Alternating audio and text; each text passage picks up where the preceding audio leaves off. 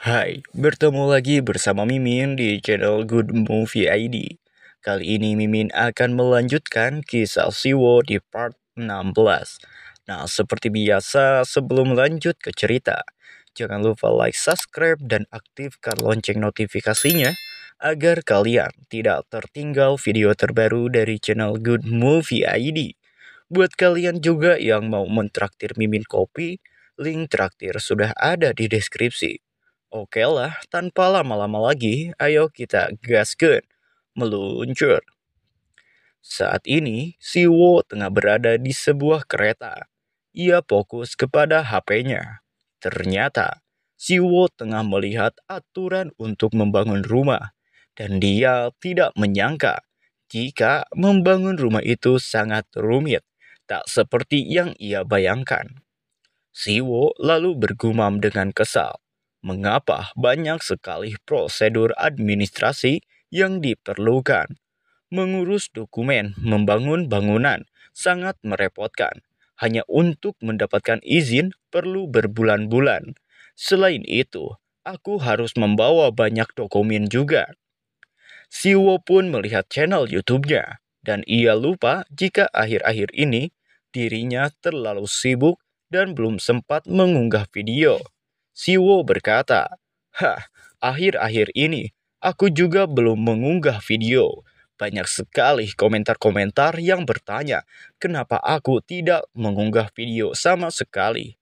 Selain itu, ia juga mengingatkan kalau dirinya pun harus mempersiapkan pelajaran pedang untuk Han Cairin juga. Dengan tangan yang gemetaran, Siwo lalu mensubscribe channel Zhang Shanfeng yang membuat ia sangat terkejut. Karena biaya langganan channel Zhang Feng itu 2 miliar won setiap bulannya. Sehingga membuat uang dalam rekeningnya terkuras sangat banyak. Dengan mengeluh, Siwo berkata, "Sial, sisa uangku 7,5 miliar. Kalau dikurang harga rumah 1 miliar, tersisa 6,5 miliar. Sekarang biaya berlangganan juga 3,1 miliar per bulan."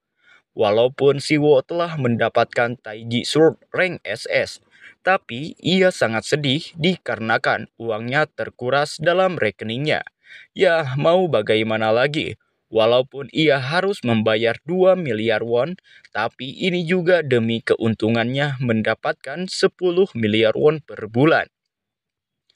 Oleh sebab itu, Siwo pun harus segera menemui Cahairin secara langsung. Singkat cerita, Siwo pun telah berada di markas besar Serikat Hunter SH, tepatnya di ruangan penerimaan tamu.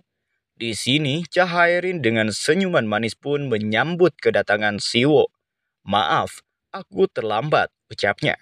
Di sini, entah kenapa Siwo merasa setiap dirinya melihat Cahairin, wajah Cahairin ini terlihat semakin cantik. Ia tersenyum gugup, namun ia juga mencoba untuk tidak memikirkan hal tersebut dan lebih fokus dulu ke tujuannya datang menemui Cahairin itu untuk apa. Cahairin lalu bertanya kepada Siwo, bagaimana dengan rincian pelatihannya. Siwo pun mengatakan, dalam seminggu ia akan melatih Cahairin minimal 2 kali. Dan untuk biaya pelatihannya, Siwo mengajukan 10 miliar dolar untuk 1 bulan. Siwo awalnya berkeringat dingin karena takut Cahairin akan keberatan. Namun tanpa diduga, tanpa menawar apapun, Cahairin langsung menyetujuinya. Sontak mendengar Cahairin yang langsung setuju, membuat Siwo hampir kena stroke. Bagaikan tersambar petir, Siwo langsung berkata dalam hati, "Apa? Kenapa kau cepat sekali menjawabnya? Apa bagi SH Group 10 miliar itu bukan harga yang mahal?" Siwo sempat menyesal. Jika tahu Cahairin akan langsung menyetujuinya, mungkin Siwo akan mengajukan harga yang lebih tinggi. Namun, di balik itu semua, Cahairin mengatakan jika itu adalah harga yang ia harapkan juga. Karena jika harganya lebih tinggi dari itu, kakeknya juga tidak akan mengizinkannya. Karena mempertimbangkan jika itu bukanlah biaya per tahun, melainkan biaya per bulan. Jadi, harga 10 miliar won adalah harga yang paling tinggi. Lalu dengan rasa malu, Siwo tertawa dan berkata, "Kalau begitu, mari kita mulai dengan 10 miliar won." Padahal dalam hatinya, ia juga mengatakan, "Ya, bagi SH Group juga, mungkin sangat mahal karena membayar 120 miliar per tahunnya." Kemudian, Siwo pun di sini mengatakan jika ia juga punya sesuatu untuk dimintai tolong kepada Chahairin. Chahairin pun bertanya, "Apa itu?" Siwo masih dengan malu-malu kucing berkata, "Aku berpikir ingin membangun rumah yang baru, tapi sepertinya ini memerlukan prosedur administrasi yang lebih rumit dari yang aku pikirkan." Chahairin pun bertanya lagi kepada Siwo, "Jadi kau mau membangun rumahmu sendiri?" Siwo pun mengiyakannya. Chahairin sedikit terdiam untuk berpikir, tapi kemudian ia mengatakan jika dirinya akan mencoba sedikit membantu Siwo. Siwo pun dengan keterkejutan atas keputusan cepat dari Chahairin lalu berterima kasih. Singkat cerita, saat ini Siwo tengah berada di toko besi Tuan Seo. Terlihat ia baru selesai membuat sebuah pedang. Notifikasi sistem mengatakan jika equipment yang dibuat oleh Siwo saat ini patut dipertimbangkan. Siwo pun tampak kesal dan bergumam dalam hatinya. Equipment yang patut dipertimbangkan digunakan sekali. Meski material yang kupakai sedikit lebih buruk daripada saat membuat gauntlet. Tapi berbeda dengan penilaian Tuan Seo. Mungkin Siwo merasa kecewa dan kesal dengan hasilnya. Namun, pedang tersebut membuat Tuan Seo terkejut. "Kau telah melakukan latihan selama kau tidak datang ke sini?" tanya Tuan Seo. Tuan Seo pun melanjutkan perkataannya. "Ternyata kau bisa membuatnya seperti ini ya." Namun, Siwo tidak menanggapi perkataan Tuan Seo. Ia masih memikirkan pembangunan rumahnya. Siwo merasa sedikit lebih lega karena pembangunan rumahnya telah diserahkan kepada Chahairin. Namun ada satu hal yang membuat Siwo masih dalam masalah. Ketika itu tiba-tiba Soeun pun datang. Tuan Seo yang melihat kedatangan Soeun pun lalu berkata, "Ada apa? Akhir-akhir ini kau jarang datang ke sini." Soeun menjawab, jika dirinya hanya mampir sebentar karena sedang ada pekerjaan di area sekitar sini. Soeun juga menyapa Siwo. "Lama tak berjumpa, Siwo. Bagaimana kabarmu akhir-akhir ini?" Dengan tersenyum mencurigakan, Siwo pun berkata, "Ada banyak kejadian yang terjadi sih." Karena penasaran, Soeun pun bertanya, "Apa itu?" Seketika, Siwo pun mengingat semua kejadian yang terjadi padanya akhir-akhir ini dan mengatakan, "Tidak apa-apa." Soeun lalu menjawab, "Oh begitu." Kemudian sambil tersenyum, Soeun berkata kembali, "Tetapi jika saja kau memerlukan bantuanku, bilang saja padaku tanpa sungkan." Kebetulan Siwo pun lagi butuh bantuan dan langsung menerima tawaran dari Soeun. Siwo sontak langsung meminta bantuannya. Siwo lalu mendekati wajah Soeun yang membuat wajah Soeun menjadi merah. Siwo berkata, "Apa aku bisa meminta tolong padamu?" Sontak Soeun pun terkejut. Siwo lalu melanjutkan perkataannya, "Sebenarnya aku ingin meminta bantuanmu tentang bahan-bahan konstruksi. Tapi dikarenakan Soeun masih salting karena wajah Siwo yang terlalu dekat dengannya. Sesaat ia pun menjawabnya dengan tidak jelas. Kemudian setelah ia tenang, ia pun berkata dengan nada heran, "Itu tidak begitu sulit. Tapi kenapa kau tiba-tiba memerlukan bahan konstruksi?" Siwo lalu memberitahu Soeun jika dirinya sebenarnya ingin membangun rumah. Soeun pun sedikit ngelag. "Rumah? Maksudmu rumah baru?" "Tunggu sebentar, jangan-jangan kau ingin membangun rumah baru dengan sendiri ya?" tanya Soeun. Siwo pun dengan tersenyum malu mengiyakannya. Soeun lalu mengatakan jika ia tahu betul jika Siwo ini ahli dalam membuat equipment. Tapi yang membuat Soeun berpikir keras, apakah Siwo ini juga ahli dalam bidang konstruksi? Tapi Siwo tak menanggapi rasa bingung Soeun. Ia lalu memberikan Soeun secari kertas yang merupakan tulisan bahan-bahan yang Siwo butuhkan. Soeun lalu membuka kertas tersebut. Ia heran karena bahan-bahan yang Siwo tulis ini bukan bahan-bahan untuk membangun rumah. Kemudian dengan tiba-tiba ekspresi wajahnya berubah menjadi sangat serius dan sedikit terkejut. Soe-eun lalu berteriak sangat keras, "Apa? Kau ingin membangun rumah dengan material monster?"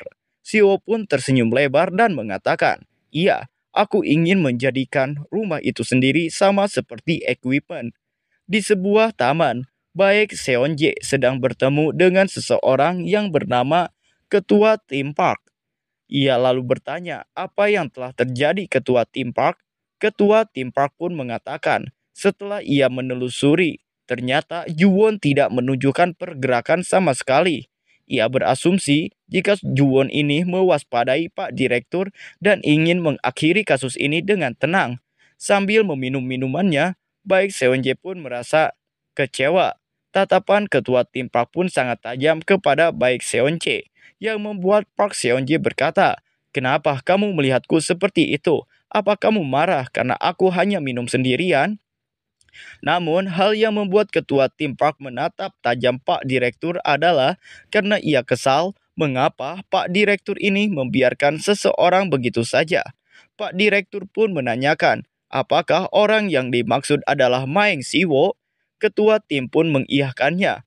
Lalu Pak Direktur berkata, terlepas dari penampilannya, dia adalah orang yang pandai mengenali seseorang. Lalu Pak Direktur bertanya kepada ketua tim Park, sudah berapa lama ketua tim park bekerja di Biro Inspeksi? Ketua tim park pun menjawab jika di tahun ini ia sudah bekerja selama 7 tahun. Kemudian Pak Direktur mengatakan, "Kamu sudah cukup lama bekerja ya? Aku awak kening pada umur ke-11. Aku juga berlatih di bimbingan ayahku selama 8 tahun. Setelah itu, ayahku menyuruhku pergi dan mempelajari dunia luar. Aku pun pergi mengembara selama 5 tahun. Setelah itu, aku bergabung dengan biro dan telah mengabdi selama 20 tahun. Sambil tersenyum, ia melanjutkan perkataannya itu. Aku telah berhadapan dengan banyak musuh. Aku pun juga sudah banyak membunuh orang. Ia menatap tangannya dan berkata lagi, daripada monster yang kubunuh, aku lebih banyak membunuh manusia. Kemudian sorot matanya menjadi sangat tajam. Entah karena itu, aku menjadi muak dengan manusia. Manusia jauh lebih buruk dibanding monster. Aku benar-benar merasakan makna dari pepatah, jangan memelihara binatang berambut hitam. Mendengar itu, ketua tim park pun terdiam, tak bisa menjawab apapun. Lalu, Pak Direktur lanjut berkata, aku tidak terlalu mempercayai manusia. Saat bertemu manusia, aku selalu mencurigainya. Sejujurnya, di mataku semua orang adalah calon penjahat.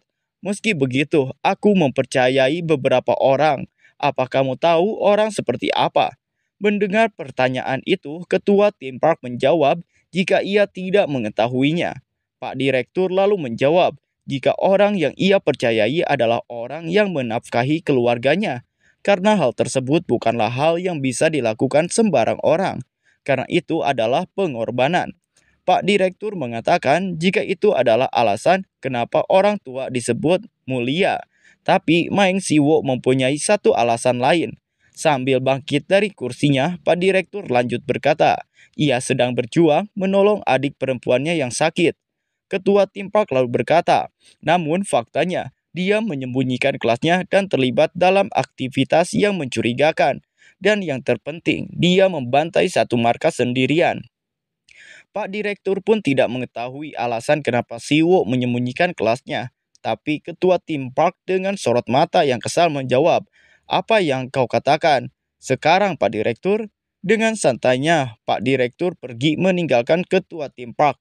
Pak Direktur berkata sambil berjalan, orang-orang menyebut kita tukang jagal manusia. Itu bukan sebutan yang salah. Namun ingat, pedang kita harus selalu diarahkan kepada penjahat.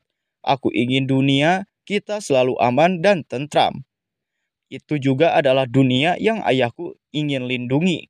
Melihat Pak Direktur yang pergi begitu saja, ketua tim park pun bertanya kemana ia akan pergi. Pak Direktur menjawab jika dirinya akan pergi ke SH Group. Mendengar Pak Direktur akan pergi ke SH Group, membuat ketua tim park sangat terkejut. Apa? SH Group? Dengan tatapan tajam namun dengan senyum santai, Pak Direktur menjawab, ujung pedang kita harus selalu diarahkan kepada penjahat. Kembali kepada Siwo, Tuan Xiao pun yang mendengar jika Siwo ingin membangun rumahnya sendiri terkejut. Ia lalu bertanya kepada Siwo, apakah Siwo ini ahli dalam bidang konstruksi juga? Siwo menjawab jika dirinya tidak pernah membangun rumah sama sekali, tapi ia merasa jika ia akan bisa membangunnya. Siwo lalu bertanya kepada Soen, apakah material yang ia minta sulit untuk didapatkan? Dengan sedikit berkeringat, Soen mengatakan jika bisa saja ia mendapatkannya.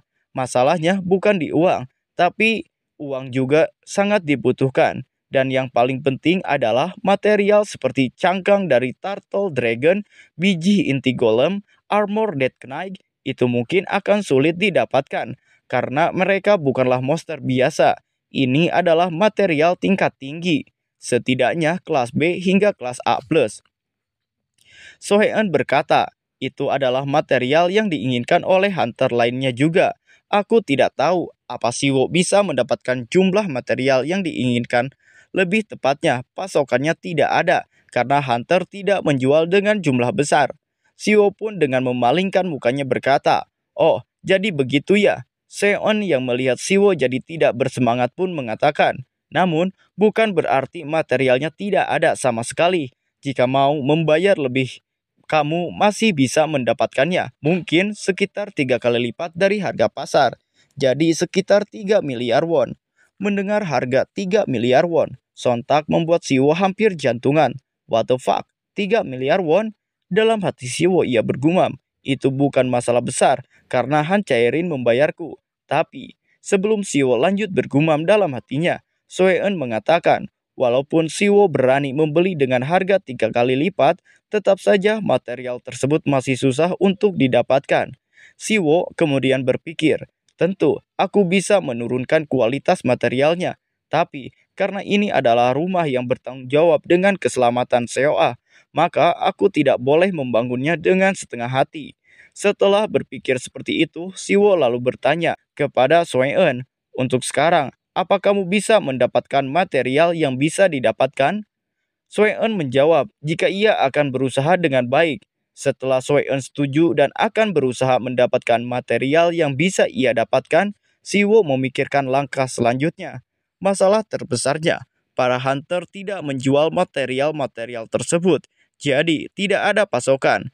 Ia pun memiliki ide, kalau material yang susah didapatkan Soeun, bagaimana jika dirinya yang farming material itu sendiri? Namun, ada masalah baru jika Siwo melakukan farming sendiri karena material yang diperlukan adalah minimal monster kelas B dan ia hanya hunter kelas D. Tentu, asosiasi hunter tidak akan mengizinkan hunter kelas D melakukan farming monster tersebut. Dengan semangat, Siwo pun berkata dalam hati, jika ini sudah saatnya, dirinya meningkatkan kelas hunter miliknya.